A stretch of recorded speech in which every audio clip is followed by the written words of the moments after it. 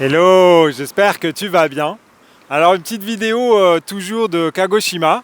Donc tu vois là où il y a le triangle, à côté il y a une tache noire dans le fond. Eh bien c'est le fameux volcan. Donc aujourd'hui j'ai fait le tour. D'ailleurs j'ai fait une petite vidéo un peu spéciale, donc je te la pousserai quand j'aurai fait le petit montage et tout ça. Et en fait je voulais justement te montrer que tu vois c'est la ville en face, qui se trouve en face du volcan. Là-bas, il y a le resto que tu vas pas parce que c'est trop de lumière, mais où je vais aller manger les sushis qui sont faits avec les poissons qui sont pêchés juste en face. Donc ça devrait être frais. Là, tu vois, il y a un 7-Eleven et puis il y a machin, et tu vois des immeubles carrelage et tout. Et voilà.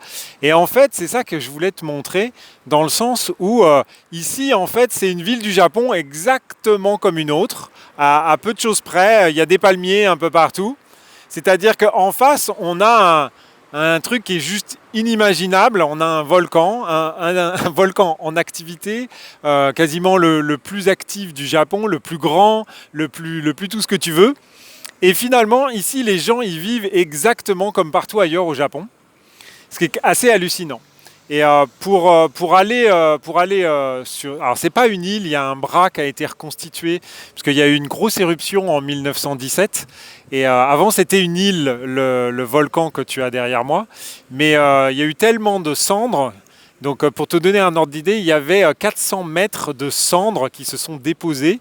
Et sur le versant de l'autre côté, eh bien, il n'y avait que 72 mètres de profondeur.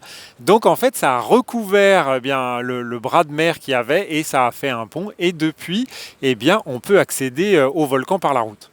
Mais comme c'est de l'autre côté de l'île, c'est pas du tout ce qu'on a fait. Nous, on a pris le ferry, ce qui était juste magique, et à l'aller et au retour.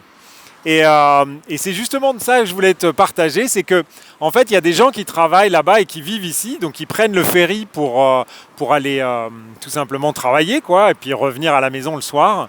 Et en fait les gens sont tellement blasés qu'en fait ils restent dans le cockpit du bateau, dans leur voiture, soit à faire du téléphone, soit à faire de la télé, puisque au Japon on a le droit d'avoir la télé dans la voiture. Enfin, bien évidemment, je te raconte ça, tu dois halluciner. Moi, ça m'a fait halluciner. Aujourd'hui, on avait une journée de soleil juste magique. On a le soleil qui se couche. Donc là où je te parle, c'est plein ouest. Donc quand tu arrives sur le port, tu as le coucher de soleil qui est derrière les montagnes et tout. C'est juste sublimissime. Aujourd'hui, on avait une mer d'huile, quasiment. Donc on est rentré, c'était que du bonheur, il y avait une petite brise et tout. Franchement, même quelqu'un qui vit ici, il est capable d'accepter ça, il est capable de profiter de ça en fait. Et je pense que, tu vois, on se plaint toujours que nos vies, elles sont pas comme on voudrait. Mais en fait, c'est tout simplement qu'on n'ouvre pas les yeux. On est tellement persuadé qu'on sait déjà ce qui va se passer, on sait déjà ce qui va nous arriver. Ouais, mais on l'a déjà vu 50 000 fois.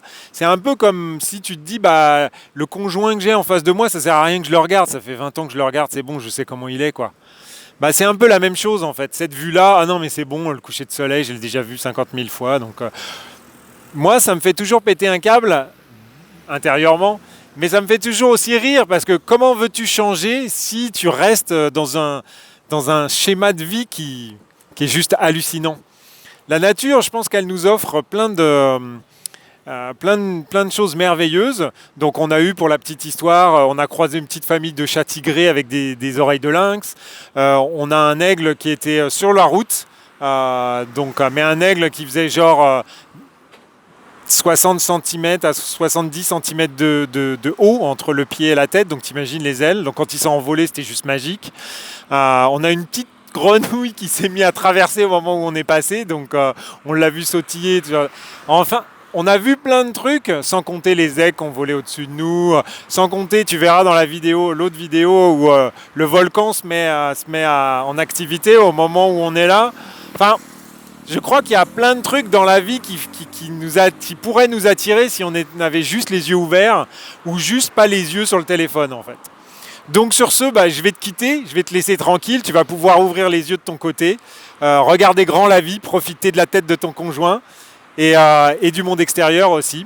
Je te souhaite plein de belles choses, prends bien soin de toi et surtout lâche le téléphone. Bise, ciao.